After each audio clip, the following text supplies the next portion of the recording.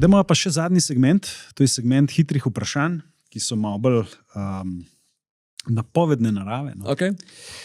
Deva takole reči. Leta 2035. Ali bo imela Evropska unija več članic, manj članic ali enako kot zdaj? Več. Ali bo vojna na področju Evropske unije v naslednjih 10 letih? Upam, da ne. Okay. In kateri kontinent bo zmagovalec tekme AI?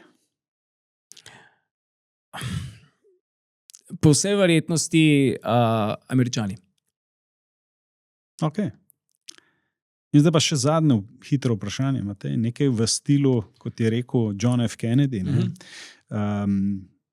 Ne razmišljati o tem, kaj država lahko naredi zate, ampak kaj ti lahko narediš za državo. Matej, kaj lahko ti narediš za Slovenijo? Ja, jaz si predstavljam, da od nekdaj sem si že bila koncepcija samega sebe to, da sem profesor.